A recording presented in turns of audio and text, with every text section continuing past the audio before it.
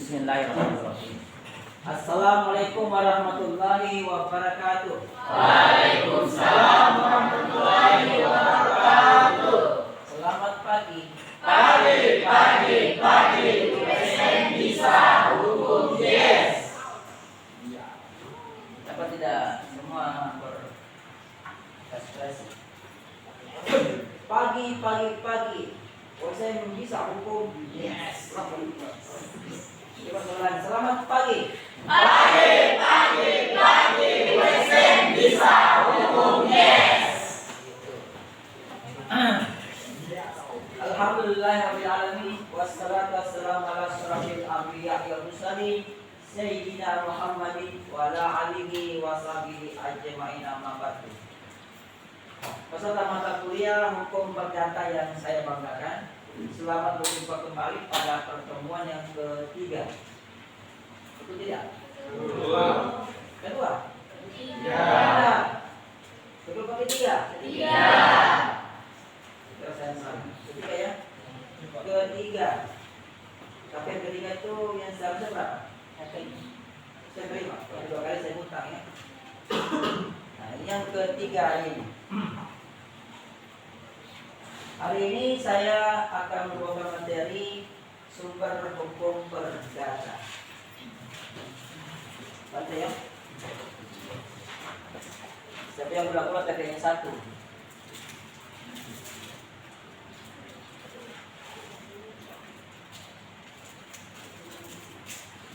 Maaf saya sebut pagi ya. Maka yang mau punya ulang-ulang kamu boleh mengingat. Ini tentara ya, ketahuan saya tidak punya uang ini. Yang saya sampaikan kemarin itu minggu lalu bahwa step-step ya uang boleh silakan. Ternyata tidak ada power di sana.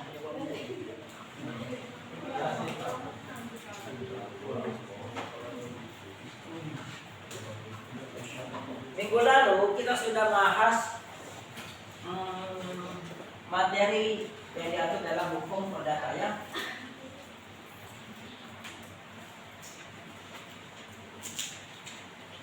Hari ini kita bahas materi sumber hukum perdata. Minggu lalu ada nggak yang ketinggalan materinya? Ada nggak? Tidak ada? Itu beri ada. Kalau tidak semua saya terima tanya. Arif.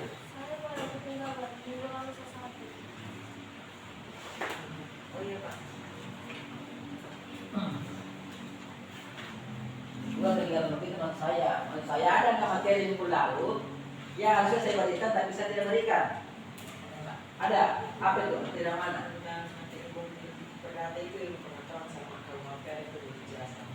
Yang saya jelaskan kemarin, minggu lalu apa?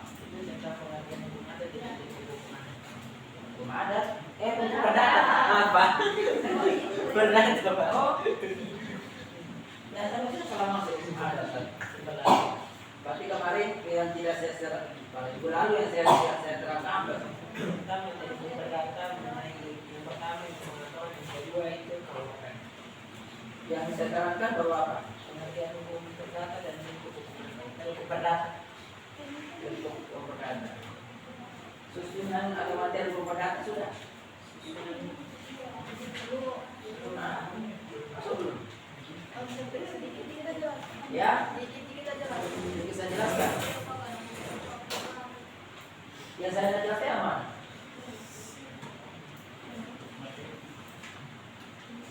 Kalau perdata Belum saya jelaskan. Apanya kalau perdata belum saya jelaskan? Pasal-pasalnya? Hah? kalau kan itu bagian 3 itu ada hukum perdata terbagi 2, hukum pengetahuan sama hukum perdata. Iya. Sudah bahas itu mungkin sampai ilmu pengetahuan. Iya. Jadi minggu lalu itu masih ada materi yang belum dijelaskan ya, yang harus dijelaskan.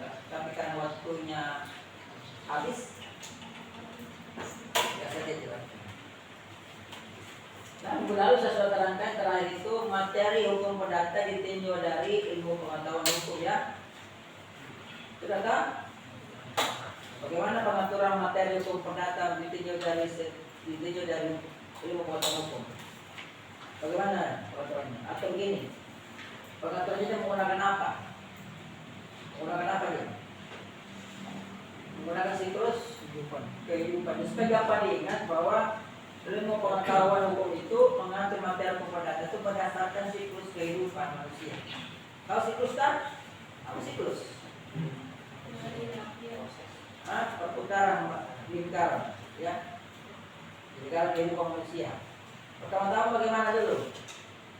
Lahir dulu, ya. Kalau lahir berarti ada namanya, ya. Baik itu namanya apa secara umum? Apa? Nah ini namanya apa ini? Orang. Ya, orang. Jadi karena yang pertama lahir adalah orang, maka yang diatur dalam hukum materi perdata. Materi perdata yang menurut ilmu pengetahuan umum itu adalah orang dulu. Ya. Kemudian kalau orang itu sudah lama-lama lahir, ya, dia merangkak remaja, kemudian timbul rasa sayang, cinta kepada lawan iblis. Maka dalam apa ilmu pengetahuan hukum, materi hukum perdata yang kedua adalah Hubungan antar lawan jenis. Hubungan antar lawan jenis. Itu hukumnya apa? Dalam hukumnya, materi hukumnya.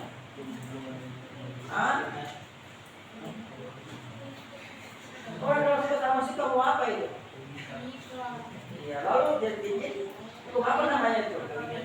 Ya, hukum keluarga. Kalau pegawai sempit, mas bagian dari hukum keluarga. Ya, hukum keluarga. Karena hukum keluarga dibagi lagi, ada perceraian, ada perkawinan, ya, macam-macam. Jadi hukum keluarga. Nah kalau sudah punya keluarga, sudah kawin, kira-kira manusia berpikir apa lagi? Ya, kalau cari kerja itu dalam hukum apa? Hukum benda sebagai cicilnya. Apa terbesarnya? Hukum harta kekayaan, permohonan, ya, jadi hukum harta kekayaan, hukum benda. Hukum benda ya betul, tapi bagi cicilnya yang besarnya kita sebutkan hukum harta kekayaan. Nah setelah itu menurut siklus kehidupan, kenapa lagi? Ya, apa? Meninggal. Kalau meninggal orang dia tunduk pada hukum apa? Hukum waris. Ya, hukum waris masing-masing jadi keluarga. Tapi lebih spesifik lagi hukum waris. Kalau orang meninggal kemudian tidak ada hukumnya untuk mengatur waris, maka nanti bisa terjadi ya saling berkelahi, ya, terjadi gangguan hukum, ya. Tertib hukum tidak ada. Kalau waris tidak diatur hukumnya, maka berlaku hukum berubah. Sehingga menurut ilmu pengetahuan hukum, maka materi hukum perdata terakhir diatur adalah hukum waris. Jadi hanya susunannya, ya.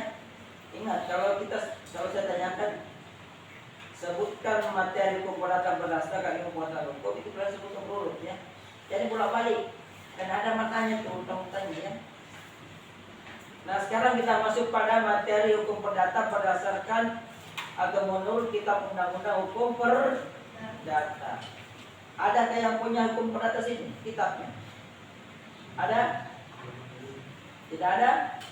Yang punya seperti itu warna hijau itu ada? Yang punya? Itu biru itu punya. Ya hijau, ya. Pernah lihat hijau? Ada dong. Berapa buku di situ? Jangan empat buku, ya. Jadi menurut kita undang-undang hukum perdata, materi hukum perdata ada 4. Sudah sesuai dengan bukunya. Ada 4 sama tadi juga ada 4 juga, hanya susunannya berbeda. Yang pertama, ya, menurut kitab undang-undang hukum perdata, materi hukum perdata yang pertama adalah hukum tentang orang. Dalam bukunya itu kalau bahasa aslinya disebut persemendrah. atau hukum tentang orang. Hukum tentang orang-orang. Yang kedua, materi yang diatur dalam hukum perdata menurut kitab undang-undang hukum perdata adalah hukum tentang benda. Ya. Tadi orang pertama baru benda. Benda. Tahu benda tak? Ya. Hukum tentang benda atau second rate. Sak, ada kata sak. Sak itu dia benda. Kita di sini bisa kita pakai juga sak, tapi dalam semen. Ya. Jadi sak itu benda. Ya. Kemudian ketiga, dalam buku 3 diatur, maka materi hukum perdata yang ketiga menurut kitab undang-undang hukum perdata adalah hukum tentang perikatan, atau dalam bahasa asalnya permintenisen,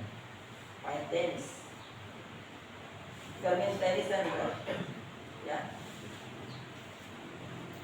hukum tentang perikatan. Yang keempat, Barisan. ya, Barisan. bukan, masa mau sama dengan apa yang keempat? Yang keempat, ya, apa? Pembuktian dan lewat waktu atau daluarsa.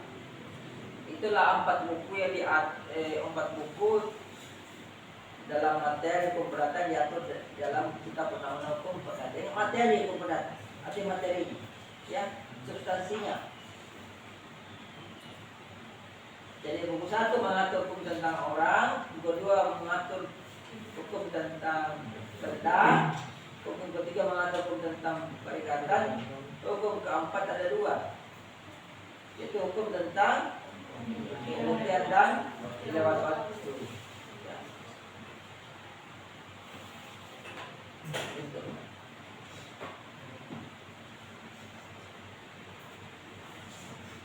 Nah, di buku 4 itu sebenarnya itu masuk dalam dana hukum acara perdata.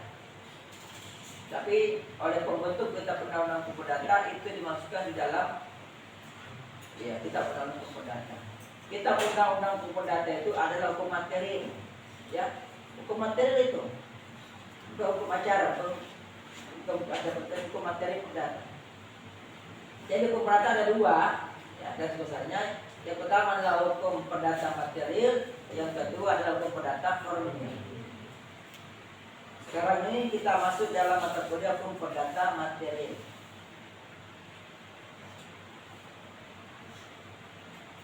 Sedangkan di dalam substansi materi hukum perdata menurut kitab undang-undang hukum perdata yang di buku 4 itu sebenarnya ada materi dari hukum acara perdata. Itu hukum perdata materi. Dia ada materi dari hukum perdata formil atau hukum acara perdata. Mengapa dimasukkan di situ? Mengapa ada yang kira-kira bisa jawab? Mengapa dimasukkan di situ? Hah? Gak perlu pernah baca-baca. Baca-baca itu apa boleh tidak HP. Itu bisa cuma dipakai main game atau nonton video. Ya. Yang kalau nonton video apa tuh? Video yang bisa paling panas itu NSSS kenapa? Tidak tahu itu nonton ya. Ya, yang begitu. Itu begitu. Dibaca tuh, cari-cari referensi.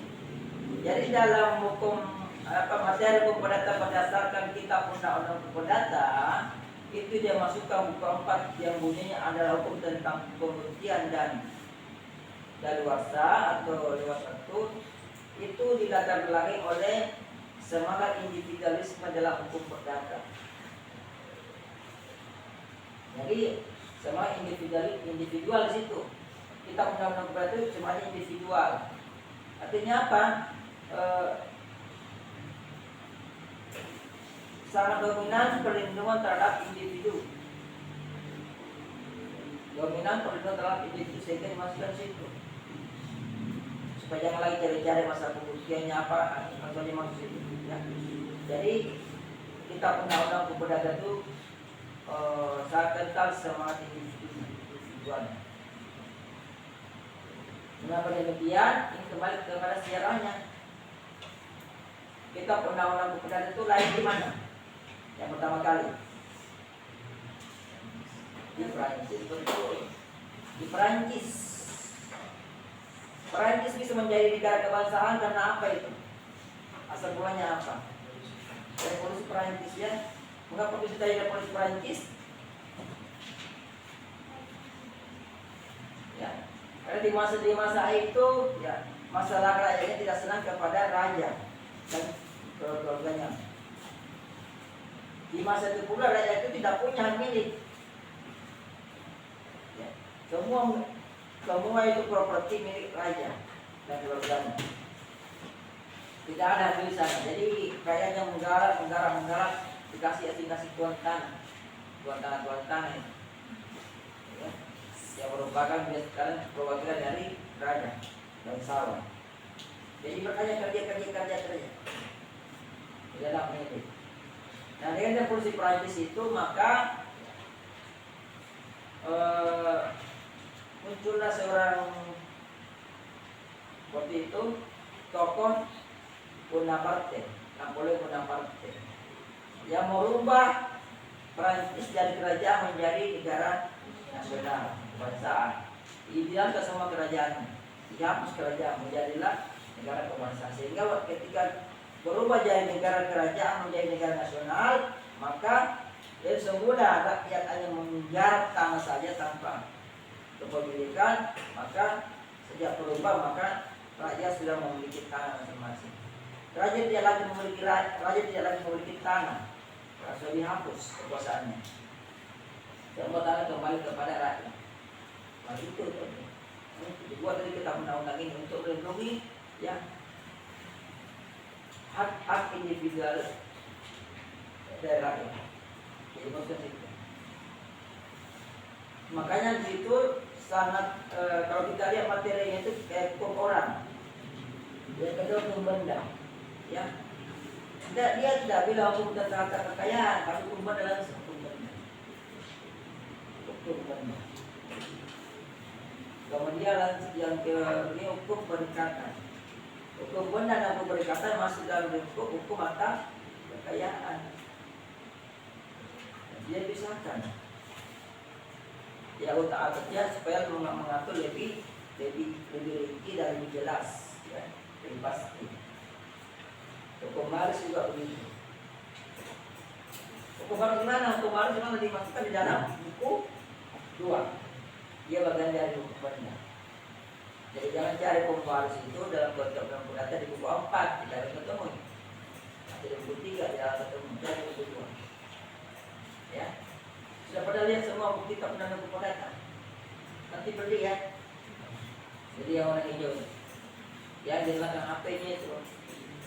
Saya kira kalau HP kalau tidak terbaca, mungkin dibaca itu. Jadi yang mana dari sudah. Ada yang mau bertanya? Tidak ada? Tidak ada? Atau saya mau bertanya dulu?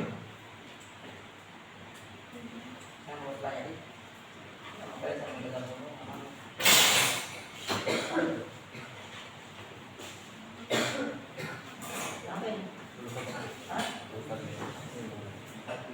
Emang gajah.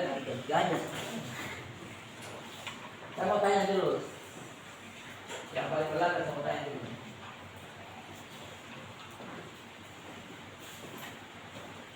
Yang paling belakang ini cuma ya, simulasi saja ya. Iya Pak. Tidak nilainya jadi tidak usah takut salah.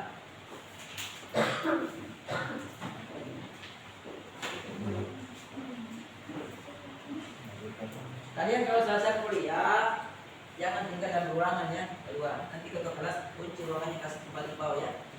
Supaya ini meja-meja ini kursinya ini jangan disalahgunakan. Saya mau tanya dulu yang mana yang ganteng-ganteng ini. Ya saya tiba ganteng.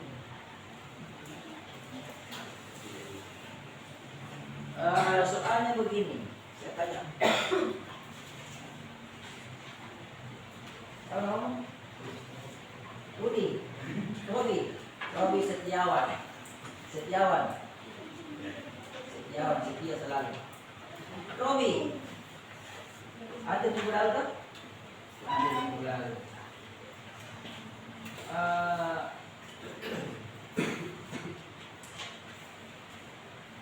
Materi hukum perdata menurut ilmu pakar hukum itu disusun berdasarkan apa? Dua kata. Berdasarkan apa? Siklus apa? Hah? Siklus kehidupan. Ya, siklus kehidupan bagus ya. Singkat ya. Singkat pertanyaannya. Jadi materi hukum perdata berdasarkan ilmu pengetahuan hukum itu diatur berdasarkan siklus kehidupan. Siklus kehidupan. Kalau kalian tahu siklus kehidupan itu kita siklus lingkaran berputar terus ya. Berarti itu di awalnya manusia itu. Oh, lahir dulu. Lahir dan dibentuk dengan kematian. Saya pikir lahir ya atau ada kematian apa terjadi. Terus terakhir adalah kematian. Kalau mati pasti ada yang ditinggalkan kan? Tidak ada istrinya, tidak ada anaknya, ya. Yang paling utama ditinggalkan kalau tadi sama utang juga dibikin. Utang juga itu beralih kepada ahli waris. Itu dia cara berpikirnya siklus. Jadi kalian bisa tahu siklus begini. Ini adalah dalam siklus kehidupan ini peristiwanya. Di peristiwa itulah dibuat hukumnya, dibuat pengaturannya. Karena ada yang lain maka kita buat kayak lain sama orang yang lain, maka harus ada hukum sama orang. Ya, yang mesti semua mengatur tentang orang. Ya, apa saja orangnya. Ada haknya, ada kewajiban segala-galanya. Ya, di buku satu itu. Oke, nah kita masuk sekarang pada materi sumber hukum. Kalian pernah dengar sumber hukum? Oh, kalau saya kita sampai. Ada yang makan dulu? Rajin. Hah? Rajin. Poin kawan. Oke. Sumber hukum. Masih ingat sumber hukum?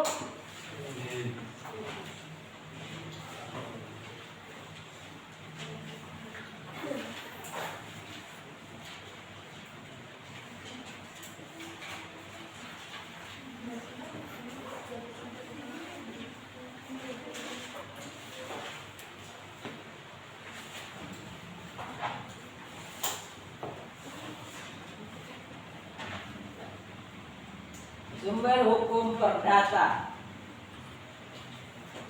Waktu masuk pasti semester 1 kalian pernah semester 2 kalian pernah dapatkan materi mata kuliah pengantar hukum Indonesia.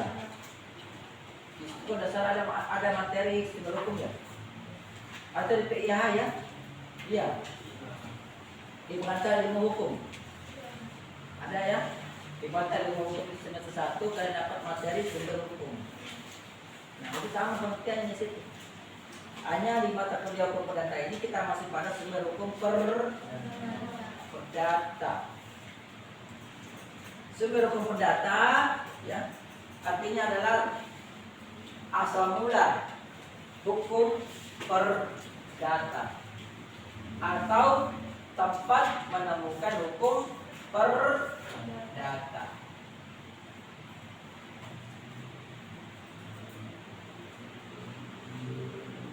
Saya berharap nanti minggu depan kalian itu mencatatnya pakai pulpen. Kalau bisa pakai laptop. Kalau punya, Ya Pak. ya. Jangan kemana-mana boleh kerja sini, semuanya seperti itu. Setiap kali orang bikin deskripsi, apa ujian, karena setiap waktu menggunakan itu. Ya, kalau bisa beli laptop ya. Kenapa bisa sesuai? Kalau bisa ada laptop yang harga 3 juta. Ya Pak. Kecil, agak tidak bisa mengetik saja.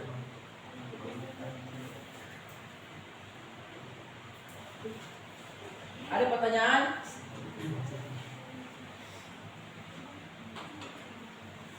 Tidak ada? Tidak ada yang tanya masalahnya asal mula hukum perdata?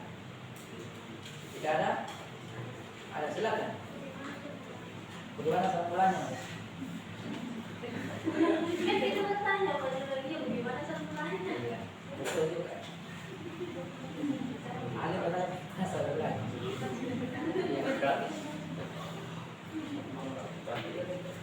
Jadi sumber hukum perdata itu artinya ada dua arti sebetulnya. Pertama adalah asal mula hukum perdata.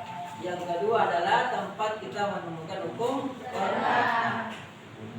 Nah, asal mula hukum perdata itu dapat kalian ketahui dari membaca sejarah terbentuknya hukum perdata.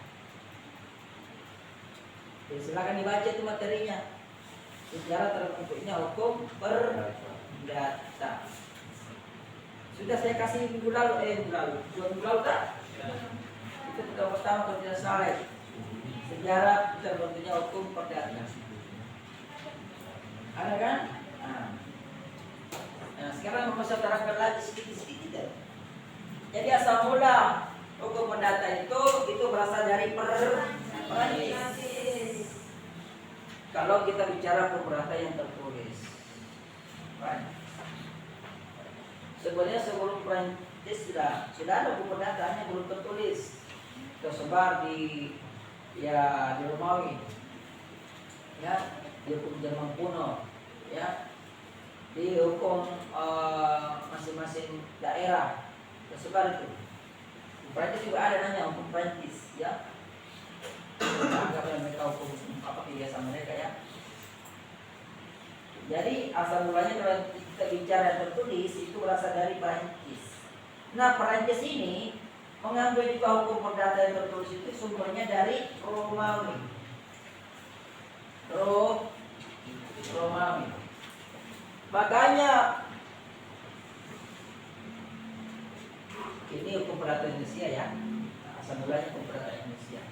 Ya, dari Perancis. Nah, Perancis sendiri itu asal hukumnya itu hukum perdata dari hukum Romawi. Makanya hukum perdata Indonesia itu tunduk pada sistem hukum yang dikatakan dari sistem hukum apa namanya? Itu nama hukumnya, nama peringkatnya. Sistem hukumnya apa ini? Kalian sudah pelajari di Eropa kontinental. betul. Sistem Eropa kontinental. Sistem hukum Eropa kontinental. Ya, kontinental. Ya, mari terus Indonesia boleh juga. Tanggal berapa sekarang? 30? Alhamdulillah, sampai gajian. Alhamdulillah.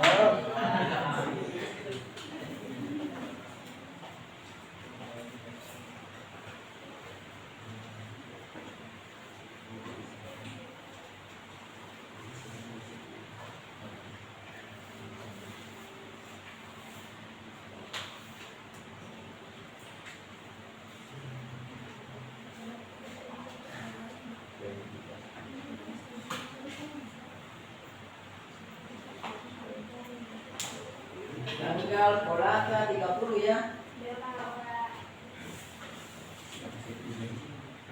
30 September.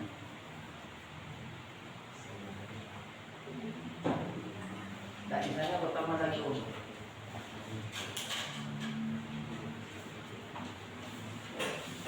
sumber hukum perdata.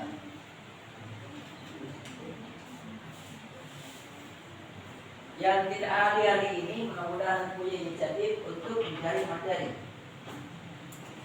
Materinya akan saya upload ke YouTube materi hari ini. Jadi yang tidak hadir boleh itu kalau mereka mau. Nah, sebelum lupa, di akhir kuliah akan saya berikan kuis pertanyaan. Kuisnya itu nanti dijawab di dalam kolom komentar di YouTube saya, ya. Jawab sih. Ada hadiahnya. Hadiahnya adalah otak kalian jadi segar kembali. Nah, oleh karena itulah, karena hukum perdata tertulis di Prancis itu menggunakan paling banyak dari sumber hukum Romawi, maka kebaikan di Eropa Daratan, ya, Eropa kontinental, maka sumber hukum perdata kita itu terpengaruh dan tunduk pada sistem hukum Eropa kontinental, atau biasa pula disebut dengan sistem hukum Sipil Romawi. itu sama dengan civil law Romawi. Civil law.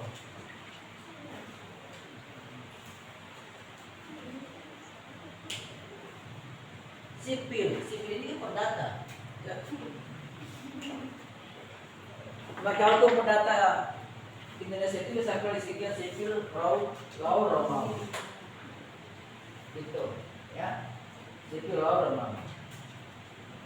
Itu asal mulanya dari Prancis.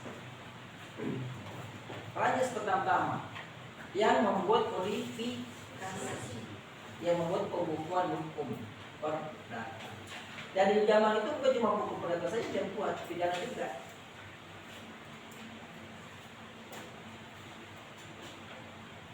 Kemudian Prancis menjajah Belanda.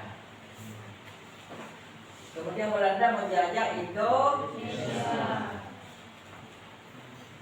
Nah, di Indonesia ini berlakulah ini kita punya hukum perdata Belanda yang dibuat oleh Belanda, oleh Belanda.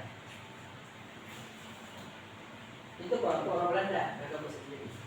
Ya, tapi ada juga yang menyatakan bahwa bukan bersendiri, tapi cuma diterjemahkan saja dari Prancis itu ke hukum Belanda.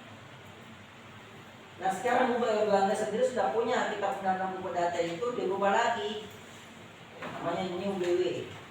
Yang New BW itu sudah 5 buku, kita masih 4 buku. Ya. Kita masih menggunakan produk Belanda yang lama. Belanda sudah tinggalkan produknya, kita masih pakai. Itulah hebatnya orang-orang Indonesia, walaupun sudah usah masih dipakai. Ya, seperti kebiasaan kita orang Indonesia, walaupun kendalanya sudah tua, mogok-mogok tetap pakai. Nah, itu dia hukumnya. Kependatanya sudah usang, malah yang membuat sudah buat itu produknya kita masih pakai sampai sekarang. Mungkin dipikir tidak terlalu mengganggu ketertiban, karena perdata itu terlalu sifatnya terlalu privat, banyak pribadinya, sehingga ya walaupun ada ketersinggungan pribadi tidak begitu merusak ketertiban, ya, tidak mempengaruhi. Beda kalau pidana. Kalau pidana orang membunuh dan tidak ditanggapi segera oleh polisi, tunggu lah. Besok pasti akan ada lagi yang membunuh. 2-3 tidak ada tindakan, tunggu lah adanya perang massal. Nah, begitu dia awalnya kerusuhan terjadi di Sampai, Ambon, terus kerusuhan ya, dia pembantaian lah. Begitu. Awalnya. Nah, kalau perdata coba lihat di perdata ini, sudah berapa orang dijanji tapi tidak diikuti janjinya? Pernah enggak? Orang yang korban janji itu buat huru hara. Tidak pernah kan? Paling demo sudah selesai. Kalian pernah dengar kejadian koperasi milik bersama di Makassar? Pernah? Kalian sudah hadir belum seperti itu? Tahun 2000. Lahir. Kalian lahir tahun berapa? Hah? 2005.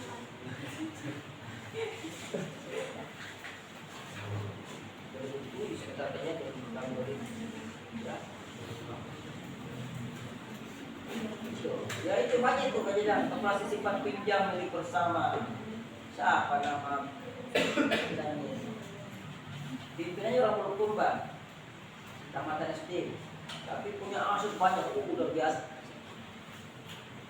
Koperasinya sudah beli Pertamina, sudah beli ini. Dia jatuh karena pertama dia beli terakhir dia beli tanah untuk jadi sekut katanya. Wadah sampai di tanah itu sudah mandek sudah, orang tarik buatnya macet lah. Banyak lihat dia dapat uang, dia dapat pengembalian. karena bunganya menggiurkan. 1 juta itu dalam 1 bulan kita dapatnya itu bunganya itu kalau tidak salah 250.000 lumayan. Jadi kalau 4 juta, jadi kalau kita sudah masuk 4 juta sudah bisa itu bagi bulan. Ada yang masih 20 juta, ada yang sampai 100 juta. Ya beli mobil banyak. Yang pertama-tama ke situ, ya banyak. Jadi sudah kembali modal. Yang terakhir yang salah posisi, hanya bangkrut. Tapi semua kerja bertahun-tahun kerja. Tapi tidak ada. Walaupun itu banyak orang yang dijanji tidak dipilih janjinya, tapi tidak ada uang. Coba kalau tidak ada begitu, ya banyak orang dibunuh, tapi tidak pernah tangkap pembunuhnya. Buat apa aja? Atau kita kemarin sudah bulan sudah ya perbedaan kan? Pidana perbedaan privat dan pemerintah itu salah satu perbedaannya. Kalau privat dilanggar itu tidak terlalu merambat. Karena gampang terputus itu juga. Misalnya saya pinjam uang ke kamu, sekarang apa? Jasa atau dasar? Jasa. Saya pinjam uang ke jasa 5 juta misalnya, saya pinjam, saya tidak bayar, ya kan? Kemudian saya tidak bayar uangnya, tertembaklah, oh Pak, Dr. Ali dulu kalau pinjam uang tidak bayar pemasukannya. Saya minta lagi ke tahu kamu, Reski. Saya minta lagi Reski uang, Reski tidak mau kasih uang, terputus. Kenapa? Dia sudah punya pengalaman dari sini. Dulu punya sama jasa dibayar, apalagi saya, kalau tidak mau saya. Ya. Dia tertutup, dia tidak sama menyebar ke sana sini. Coba pinjol, ya banyak orang yang dari keluar pinjol, banyak orang yang dikasih masalah pinjol, hanya nggak orang tersebut tahu yang pinjam di pinjol, ya betul KPP, itu kan? Itu, jadi privat itu tidak dapat menyebar kalau ada pelanggar, ya ada pelaku yang melanggar dalam privat, tidak menyebar dia, sehingga tidak muncul arah. Tapi kalau yang lain, wah, seperti membunuh, ya, satu orang membunuh, kita pembunuh sana, seram banyak, ini besar, kita dibunuh, ini apa? Tidak ada orang dekat-dekat sama dia, orang menjauh semua, orang ketakutan semua ketemu bahaya, kita bunuh. Kita dibunuh, diturun dan tangkap. Akhirnya yang merasa ketakutan bikin lagi kekuatan, berkumpul. Kalau begini ini sana si pembunuh sudah sebuah dibunuh dan tanpa kita bunuh sendiri.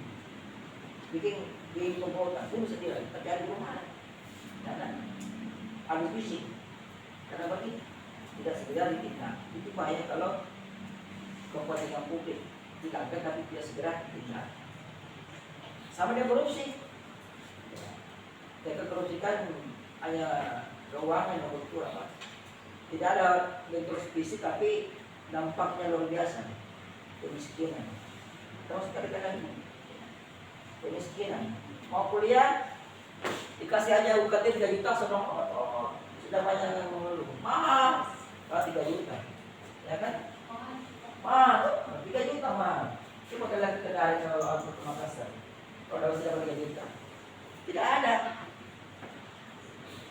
Dikasih aja UKT 1,5 mahal. Itu yang kenapa? Efek koruptor. Iya, karena uang kalian habis, uang negara habis dipakai oleh koruptor, sehingga kalian tidak dapat gratis. Nah itu ya, paham sini asal usul.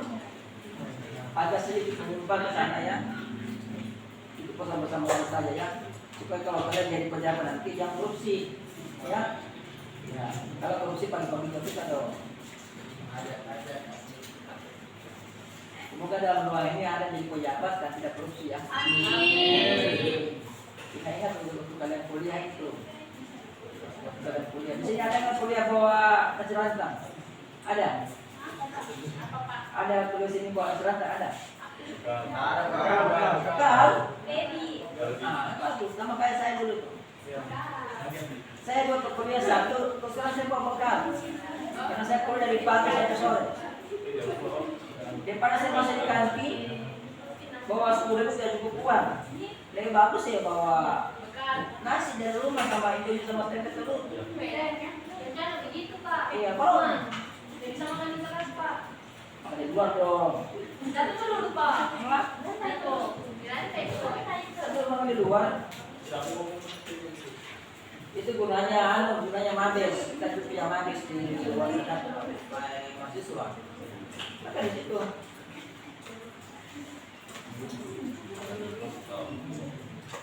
Jadi ini ya, kalau jadi pejabat jangan korupsi ya. Amin. Bisa, ulah. Atau lewat kita pilih pejabat. Dari siapa? Dari siapa?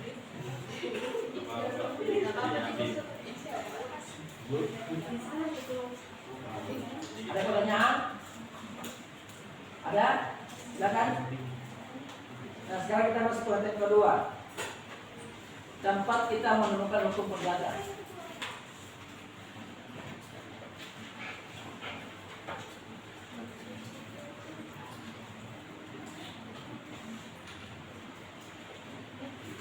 Nah dari sumber hukum pengertian sumber hukum perdata kedua adalah tempat kita menemukan hukum perdata.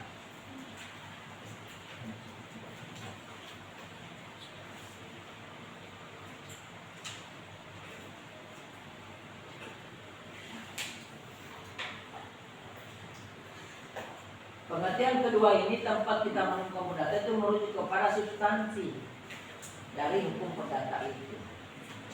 Substansi kita substansi atau materi kita dapat menemukan hukum perdata itu. Jadi paham ini ya? Jadi klausula kalimat-kalimat hukum di dalam hukum perdata itu tidak dibuat asal dibuat, tapi ada sumbernya. Dari mana sumbernya? Dari mana-mana. Kalau kita merujuk ke sejarah, Prancis itu membuat sebenarnya diambil dari hukum Romawi. Dia ambil kebiasaan-kebiasaan orang Romawi, kebiasaan-kebiasaan orang Prancis. Ditulis teksnya dalam bentuk tulisan. Itu sudah menjadi hukum.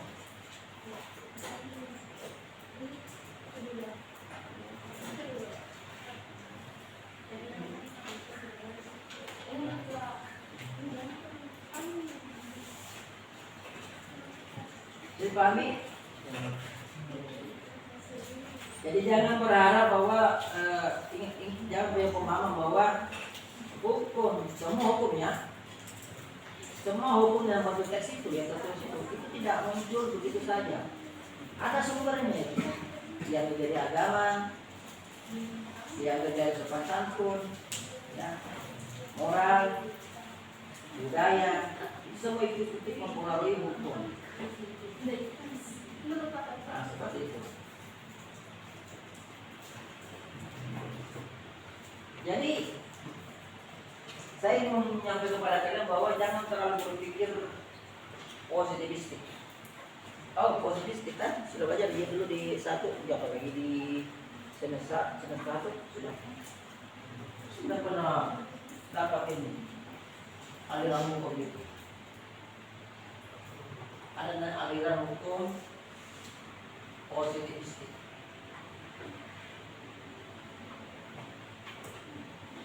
Ini sampai sekarang masih berkuasa. Tidak pernah dengar? Hah? Tidak pernah. Kalau istilah ini positivisme, jangan lupa lagi. Ini di istilah sampai belajar aliran hukum. Yang memperhatikan hukum. Ada lagi ini yang menyatakan bahwa yang hukum yang dapat adalah hukum tertulis saja. Hukum yang tertulis saja. Ini identik dengan undang-undang. Ya, undang-undang dalam arti luas.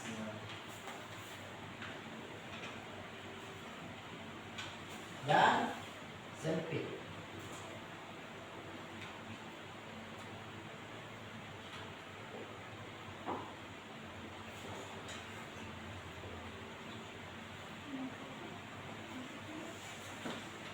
Agak melenceng sedikit dari materi. Saya ini peninggalan saja, mengembalikan otak kalian yang sudah lama, yang sudah 2 semester lalu. aliran hukum positivistik. Jadi jangan terlalu fanatik dengan aliran hukum ini, aliran hukum positivistik atau positivistik hukum. Jangan terlalu fanatik dengan hukum positif. Tahu hukum positif? Hukum tertulis yang berlaku sekarang untuk masa sekarang, untuk masyarakat sekarang. Ya. Jangan terlalu fanatik. Contoh ada aturannya, dia tidak mau keluar dari situ walaupun kerja di jalan itu menimpangi hak orang lain. Ya, karena semua hukum positif, tidak semua hukum positif itu baik. Ada juga hukum positif tidak baik. Ya, dan tidak selalu sesuatu diatur berdasarkan hukum positif. Jangan selalu menuntut undang-undang kalau melakukan kegiatan. Kalian saudara merubah dalam sini. Kalian tanya, Pak, ada katanya dalam undang kelas? Tidak ada. Tidak usah dibuka kelas seperti itu. Membahas saja. Masa begitu kita jadi DPR tidak aturan? Masa begitu dosa dibuka aturan? Kita pun dijatuh. Ya. Kalian terlalu banyak terlalu hukum positif. Itu ya. Itu pengantar saya. Nah, kita kembali ke materi sumber hukum perdata. Ya, sumber hukum perdata yang pengantar kedua adalah tempat kita menemukan ya substansi atau materi hukum perdata. Nah, dalam prakteknya sumber hukum perdata itu atau tempat kita menemukan materi hukum perdata itu bersumber dari yang pertama apa? KUA perdata. KUA perdata kalau sempit. Betul, tapi kalau sempit, apa ya sebutan lebih luas lah? Undang-undang. Iya, dari undang-undang. Dari undang-undang. Ya. Sebanyak kita lebih ini, ada apa lebih tinggi dalam undang-undang? Undang-undang dasar.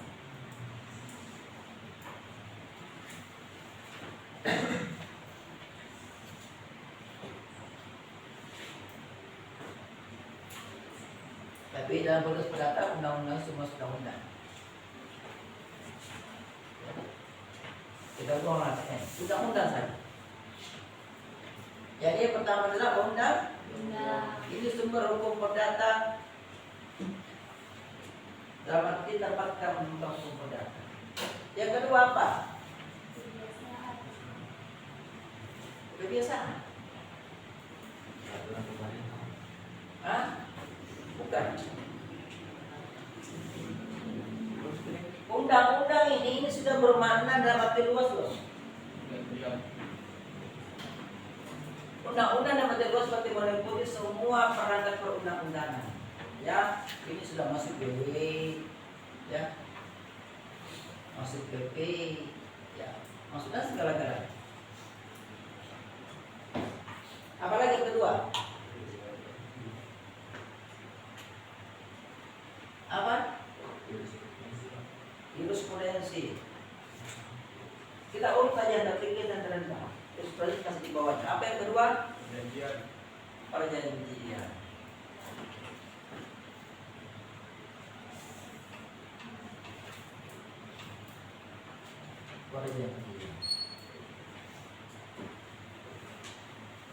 Apalagi yang ketiga?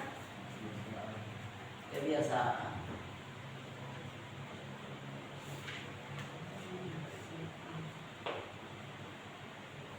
Apalagi yang keempat?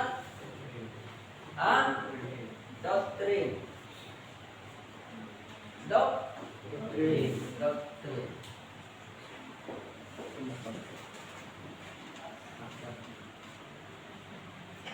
Ini soal traktat, tapi perjanjian, ya. Apa doktrin ini? Dapat keterangan. Selanjutnya kelima, juris.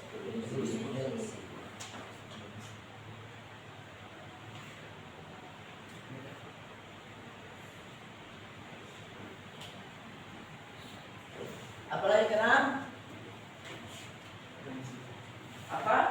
Yang paling rendah kedudukannya? Yang paling kecil nyalanya? Apalagi? Pendapat? Siapa? pendapat para pihak. Ini dalam batas hukum perdata ya. Pendapat para pihak. Ini yang terkecil. Inilah yang disebut sumber hukum perdata.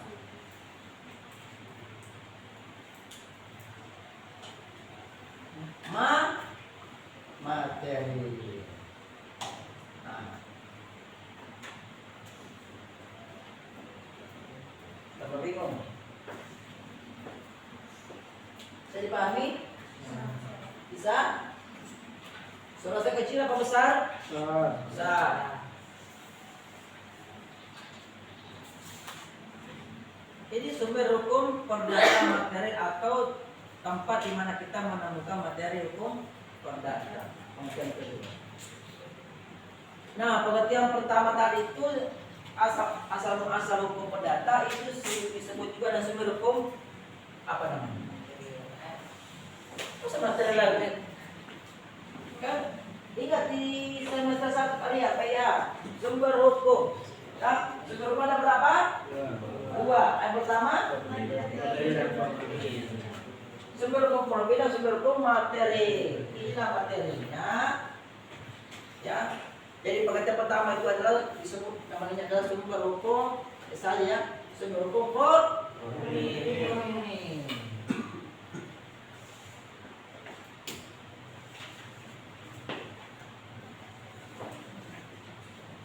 Jadi sumber hukum formil. Dia merujuk kepada asal mula ditemukannya hukum, dibuktinya hukum. Atau bisa juga merujuk kepada proses pengabsahan suatu peraturan perundang-undangan. Keabsahan di sini berlaku apa? Keabsahannya ini.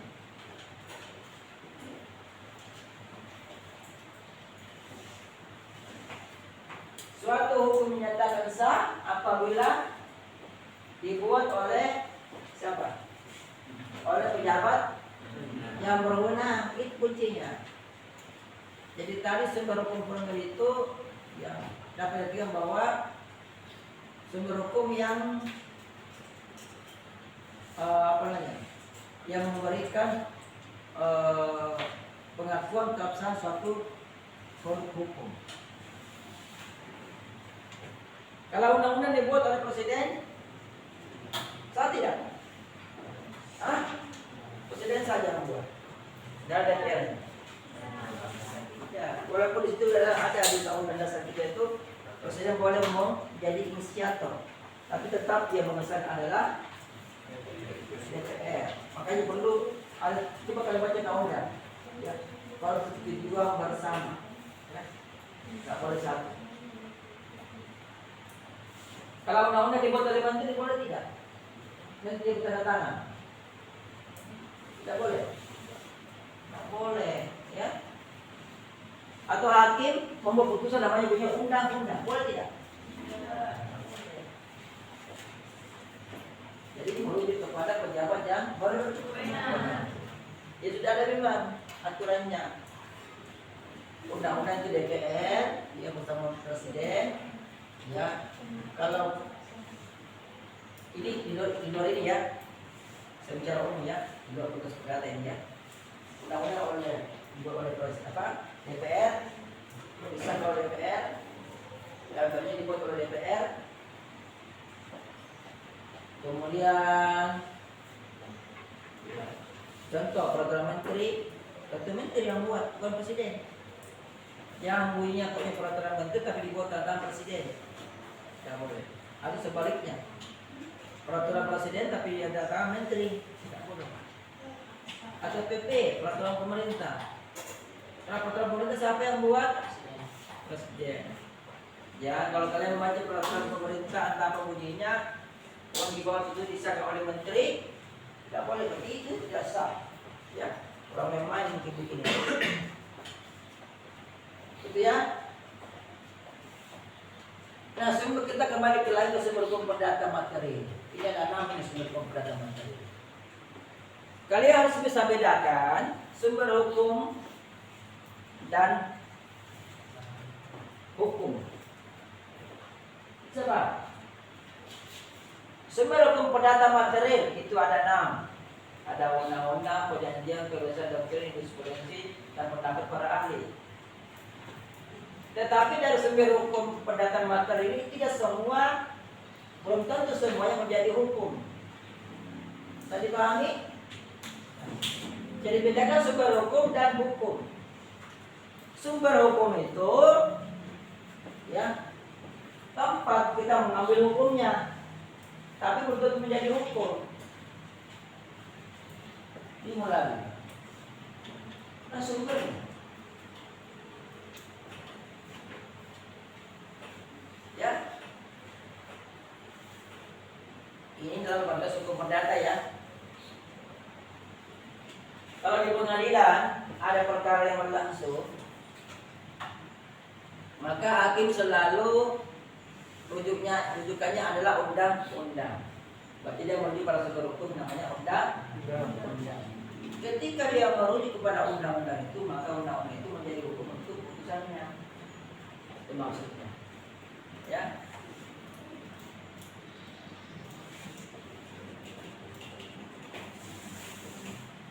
Jadi undang-undang itu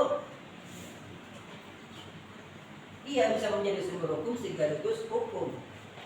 Menjadi hukum kalau diambil oleh hakim, menjadi rujukan dari putusannya. Mereka menjadi hukum dalam putusan perkara yang sedang berlangsung. Itu maksudnya. Ya. Jadi hanya mengikat, undang-undang itu mengikat orang yang bersengketa. Kalau hukum itu dijadikan sebagai dasar untuk menjadi putusan di pengadilan. Begitupun ini yang terakhir, pendapat para ahli. Ini sumber hukum tapi bukan hukum. Dia menjadi hukum apabila pendapat para ahli itu yang dituangkan dalam gugatan dan seterusnya ya sampai pada kesimpulan dia akan menjadi hukum kalau diambil oleh hakim, menjadi salah satu pertimbangan putusan hakim. Itu menjadi hukum. Jadi nanti menjadi hukum, nanti mengikat kalau sudah menjadi hukum. Paham ya? Sama dengan kebiasaan. Nah, terkait dengan jurisprudensi ini, saya hubungkan dengan sistem hukum ini. Sistem hukum Eropa kontinental atau civil law Roman atau Roman civil law, ya. Kalau bahasa aslinya Roman civil law.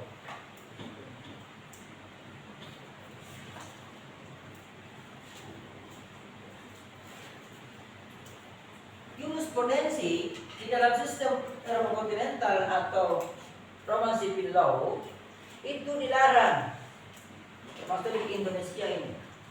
Tapi dalam teori kita, dalam teori perdata kita, jurisprudensi dijadikan menjadi salah satu sumber hukum perdata. Hanya sumber hukum, bukan hukum. Sumber hukum masih boleh. Artinya apa?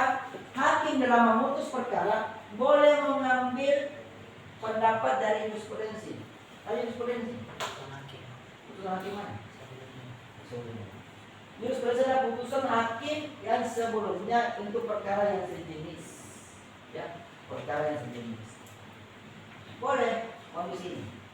Nanti dia akan menjadi hukum kalau hakim yang sekarang mengadili perkara itu mengambil pendapat dari sini. Sama putusannya boleh. Ya.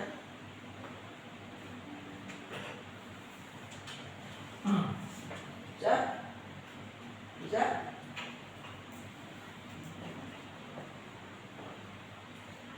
Tetapi jurisprudensi ini tidak wajib. Tidak wajib di dalam hukum perdata kita. Karena ada yang membatasi. Apa membatasi? Asas. Apa nama asasnya? Asas. Ayo. Asas yang melarang jurisprudensi di sistem hukum Eropa kontinental. Asas stare de ayo bisa ingat decisis et quota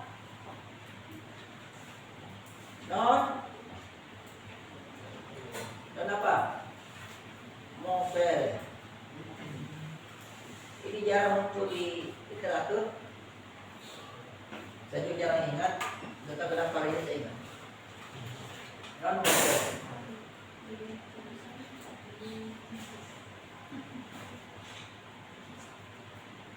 Lawan dari asas ini, ya, lawannya adalah asas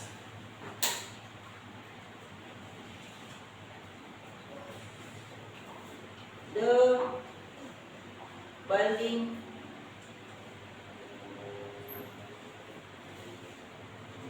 force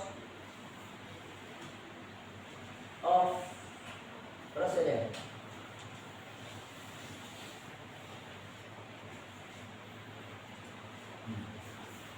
Lawannya ini.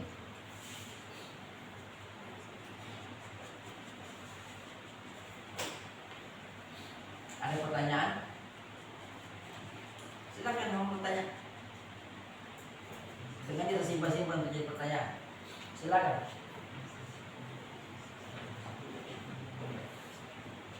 Ada? Ada punya minum enggak? Tidak ada. Haus.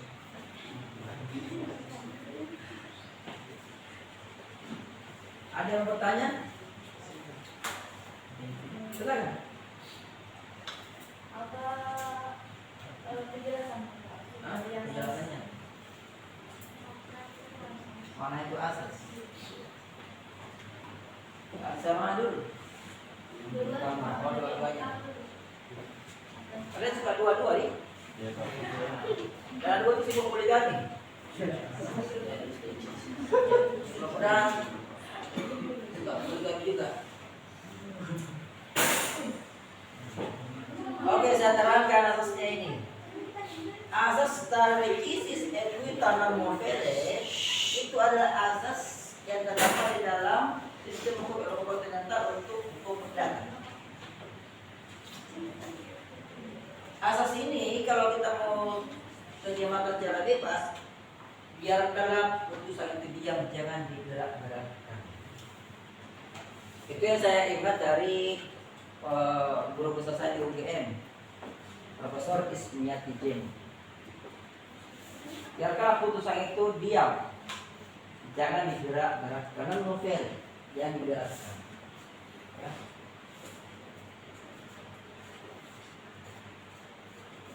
Nah, maknanya hakim tidak boleh meniru putusan yang terdahulu untuk perkara yang sejenis. Dilarang memang.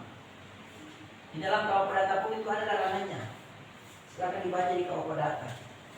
Di buku keempat ada yang melarang di situ. Hakim tidak boleh meniru putusan yang terdahulu untuk perkara yang sama. Ya misalnya kalau ada yang mendaftar memprestasi, ya di perkara sebelumnya sudah diputus, sudah ingkrah, maka hakim saat ini menerima prestasi tidak boleh meniru itu. Tidak boleh meniru berapa sanksinya dan sebagainya boleh. Dilarang.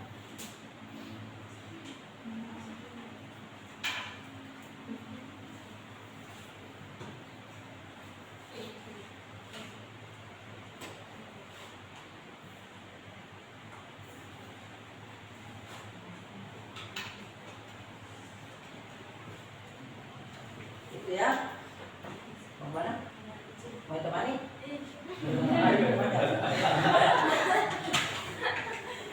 So kita takutan, ya.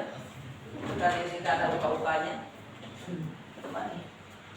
Tapi di luar saja jaganya Ariel. Jangan masuk. Keluar jaga tidak apa-apa. Keluar jaga. Apa itu? Karena dipercaya dong. Etik, ketingkat. Itu artinya. Nah yang kedua, the value cost of resident dari bahasa Inggris.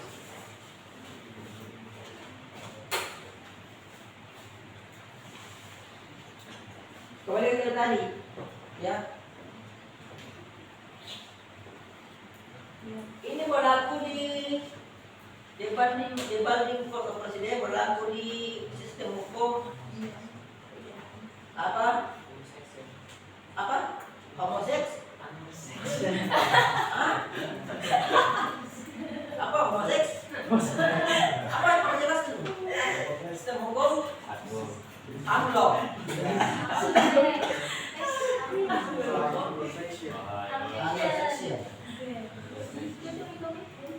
Misalnya ya. Kurang kan yang Ya. Itu anglo-Saxon.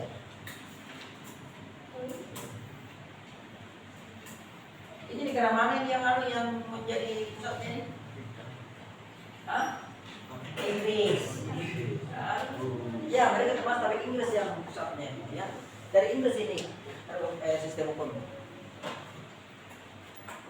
Mengapa demikian? Sebenarnya dulu itu negara-negara yang Eropa itu, kayak masih Eropa juga.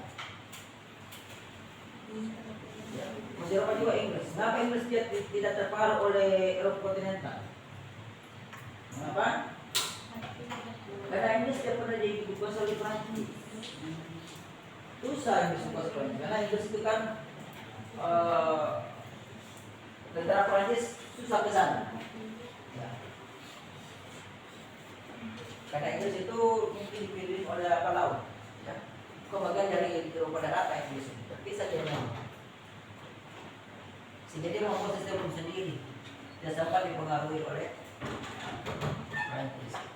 Dan sejarah umum dulu di Eropa daratan itu, ya, Eropa kontinental atau Eropa daratan orang bilang, itu memang banyak mengirim anak mudanya, pemuda-pemudinya belajar hukum di negara Roma, kerajaan Roma. Romawi. Nah, Romawi itu ya itu menggunakan sistem hukum itu. Sudah dia sistem hukumnya dia tertulis, ya, apanya? Ya ada hukum Romawi yang dia belum nanti Prancis yang membutuhkan, ya. Tapi mereka sudah menggunakan sistem hukum ini. Dan saat itu Romawi dianggap sebagai hukum yang paling modern, paling canggih. Sehingga banyak pemuda-pemudi belajar hukum ke Roma, waktu itu. Jadi debat ini adalah asas yang membolehkan yang hakim sekarang untuk mengikuti putusan hakim yang terdahulu pada perkara yang sejenis kebolehan. Nah di Indonesia walaupun di dalam tapi kan banyak dalam konteks hukum perdata itu putusan sekarang itu meniru putusan hukum terdahulu terkait kejadian ini. Maka oleh Profesor Sudipto Martakusumo yang mempengaruhi supaya itu sebanyak bukan mengikuti asas ini,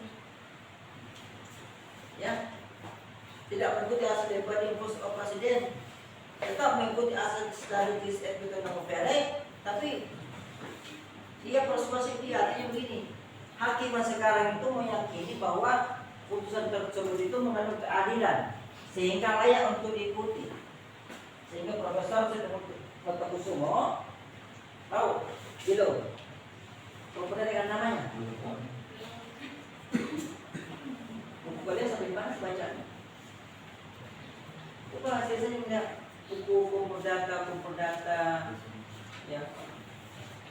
Nama-nama itu nama-nama orang besar itu. Profesor Sudipto Martakusumo banyak bukunya dan UGM.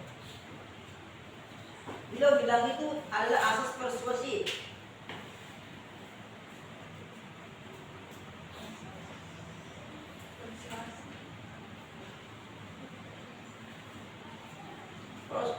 Presiden.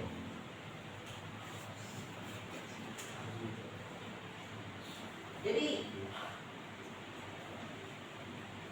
ada keyakinan dari hakim yang sekarang mengurus perkara yang sama bahwa hakim terdahulu sudah memberikan putusan adil sehingga layak diikuti.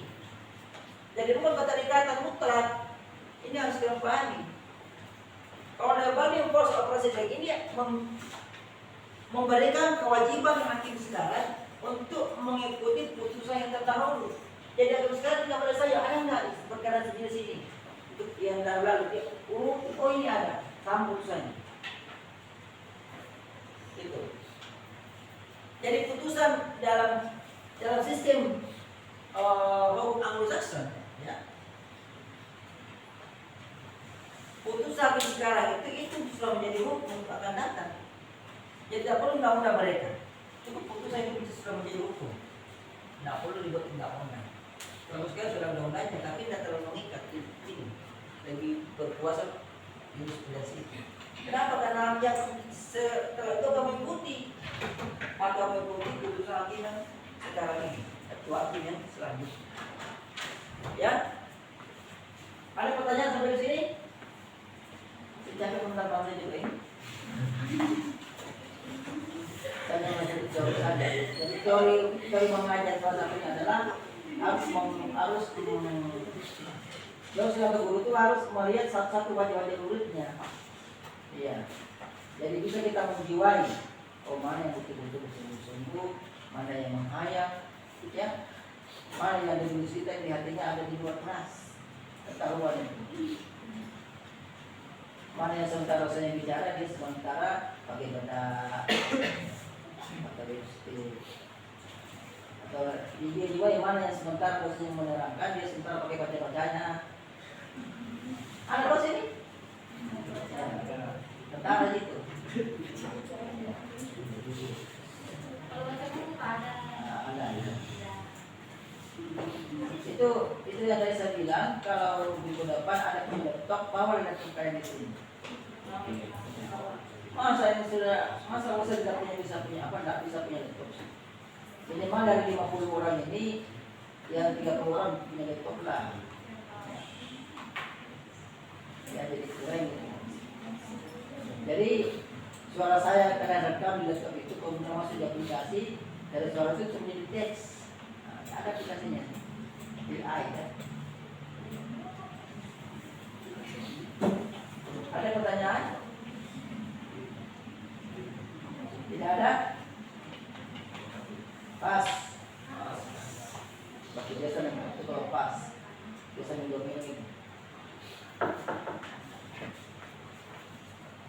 Pas ya? Kalau pas saya mau kasih kuis. Kuisnya itu jawabannya ada di dalam materi kita hari ini. Jadi memang harus betul-betul memperhatikan, ya, mengingat lagi apa yang menjadi materi hari ini.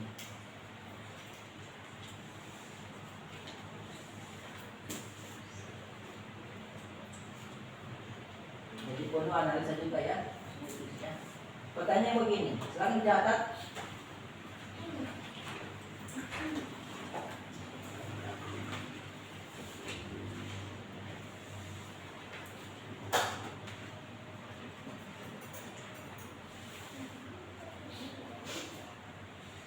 Pertanyaannya,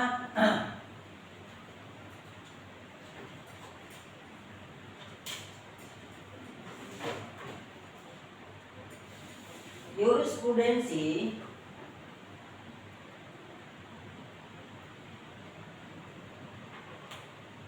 dilarang di dalam sistem hukum Anglo-Saxon.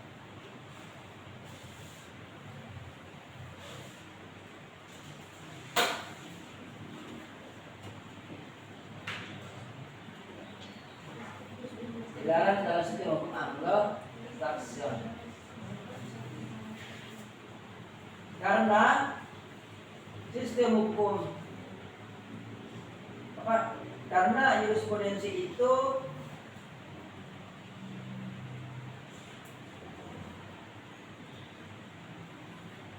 merupakan putusan yang sudah membentuk hukum bagi hakim untuk masa yang akan datang.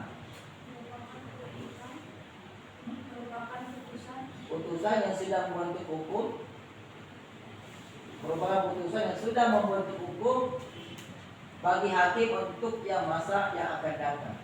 Bagi hakim yang akan masa apa? Bagi hakim untuk masa yang akan datang.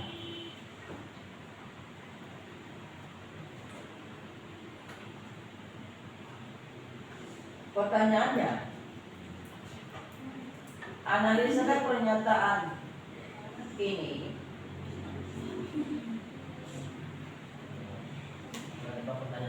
Analisalah pernyataan ini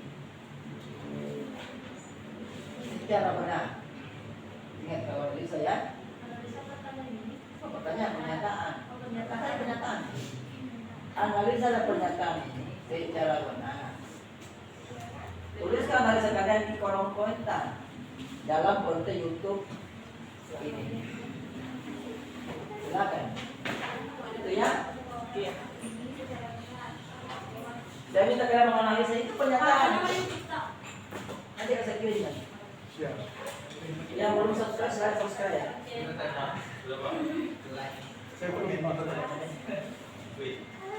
Itu ya. Tugasnya dikumpul, tidak usah dikumpul pada kertas, cukup diketik saja di kolom komentar. Saya tunggu sampai minggu depan. Nanti akan bisa saya tulisnya minggu depan. Jangan lupa. Saya tulisnya dari Kamis, jadi supaya nama dan taksi sudah harus dikirimkan ya. Nah, dengan banyak kuis tadi, ingat ini kuisnya bukan pertanyaan tapi pernyataan yang saya minta kalian analisa ya. Silakan mau belajar dosen mau silakan terserah. Analisa yang sopan-sopan ya. Analisa. Mungkin dalam hati kalian ini kuisnya bodoh ini. Tapi bagi yang paham, apa pasti ya saja dosennya. Jadi harus mampu menganalisa supaya dosen tidak mengarahkan kemana-mana. Kalau saya salah dia ditegur, ya Pak makanya salah Pak begini ya. Silakan itu Pak, begini kan saya baca begini. Nah kita sama-sama cari mana yang betul. Itu ya. Saya lihat tadi wajah-wajah yang paham, sepengetahuan tadi saja. Wajah-wajah tidak paham dari materi tadi, saya lihat juga ketahuan juga yang tidak paham. Kalau dia atau dia tidak paham itu dia akan menjawab salah. Yang saya lihat deh, ya komentar. Silakan kalau kalian lihat komentar. Ya, silakan. Nah, yang berakhirnya kuis tadi maka berada pulanglah rangkaian kita pada hari ini. Selesai akhiri, saya ingin lihat semangatnya lagi. Semangat pagi. Pagi.